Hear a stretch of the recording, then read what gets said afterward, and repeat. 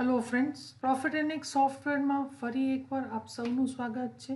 આજે આપણે પ્રોફિટમાંથી ડાયરેક્ટ ઈ ઇનવોઇસ કેવી રીતે અપલોડ થશે તે જોશું. સૌપ્રથમ આપણે ઈ ઇનવોઇસ માટેના ક્રેડેન્શિયલ્સ એન્ટર કરવા પડશે. તો ક્રેડેન્શિયલ્સ એન્ટર કરવા માટે આપણે પહેલા રિપોર્ટ્સમાં જશું. રિપોર્ટ્સમાં જીએસટી રિપોર્ટ્સમાં જશું અને તેમાં લાસ્ટ ઓપ્શન છે જીએસપી સેટઅપમાં જશું. અહીંયા ઈ ઇનવોઇસ યુઝર નેમ અને ઈ ઇનવોઇસ પાસવર્ડ એન્ટર કરવાનું રહેશે. ત્યારબાદ સેવ બટન પ્રેસ કરી દેવાનું રહેશે. ત્યારબાદ ટ્રાન્ઝેક્શનમાં સેલ્સ એન્ટ્રીમાં જશું. જે ઇનવોઇસ આપણે અપલોડ કરવું હોય તે ઇનવોઇસ ફક્ત અહીંથી આપણે સિલેક્ટ કરવાનું છે અને નીચે જીએસપી સર્વિસીસ નું બટન છે તે ક્લિક કરી અપલોડ ઈ ઇનવોઇસ નું બટન પ્રેસ કરવાનું છે. અહીંયા બટન પ્રેસ કરશો એટલે તરત જ તમે જે કસ્ટમરનું ઈ ઇનવોઇસ અપલોડ કરો છો તેનું નામ આવી જશે, ઇનવોઇસ નંબર આવી જશે. જો ફક્ત ઈ ઇનવોઇસ અપલોડ કરવું હોય તો અહીંયા અપલોડ નું બટન ડાયરેક્ટ પ્રેસ કરી દેવાનું છે. જો ઈ ઇનવોઇસ ની સાથે ઈ-વે બિલ પણ તમારે અપલોડ કરવું હોય તો અહીંયા ટિક કરવાની રહેશે. ત્યારબાદ અપલોડ નું બટન પ્રેસ કરવાનું રહેશે. અત્યારે આપણે ફક્ત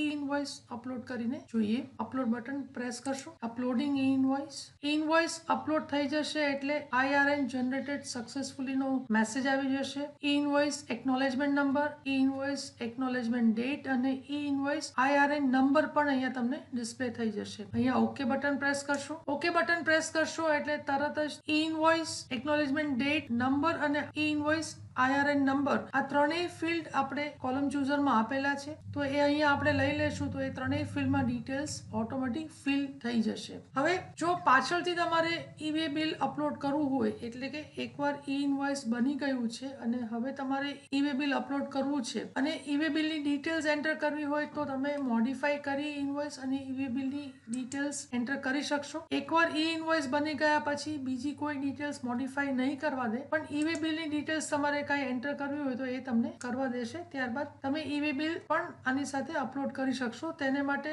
ઇનવોઇસ સિલેક્ટ કરી જીએસપી સર્વિસીસમાં upload e-way bill by IRN કરશો એટલે ઓટોમેટિક તમને ઈ-વે બિલ અપલોડ કરવા દેશે. હવે જો કોઈ કારણોસર તમારે ઈ ઇનવોઇસ જે અપલોડ થઈ ગયું છે તેને કેન્સલ કરવાની જરૂર પડે તો પણ તમારે જે IRN નંબર તમારે કેન્સલ કરવો છે તે સિલેક્ટ કરી અને જીએસપી સર્વિસીસમાં જશું તો અહીંયા કેન્સલ IRN નામનું ઓપ્શન છે તેને આપણે સિલેક્ટ કરશું. સિલેક્ટ કરશું એટલે અહીંયા પૂછશે do you want to cancel this bill, એમાં યસ આપશું એટલે અહીંયા કેન્સલ એવું તમારે ટાઈપ કરવું પડશે. ત્યારબાદ ઓકે બટન પ્રેસ કરવાનું છે. ઓકે બટન પ્રેસ કરતા જ જે ઇનવોઇસ આપણે કેન્સલ કરીએ છીએ તેને અપલોડ કરવું પડશે એટલે અહીંયા તમને પાછું પાર્ટીનું નામ બતાવશે. જે ઇનવોઇસ તમે કેન્સલ કર્યું છે તેનો નંબર અહીંયા આવી જશે અને આ કેન્સલ IRN તમારે અપલોડ કરવાનું છે. તેથી અહીંયા તમારે અપલોડ નું બટન અહીંયા પ્રેસ કરવાનું રહેશે. કેન્સલ IRN નો મેસેજ આવશે. E invoice is cancel successfully નો મેસેજ આવી જશે. અપલોડ થઈ જશે એટલે કેન્સલ IRN તમને મળશે અને કેન્સલ ડેટ પણ તમને અહીંયા ડિસ્પ્લે થઈ જશે. એટલે જે ઇનવોઇસ આપણે કેન્સલ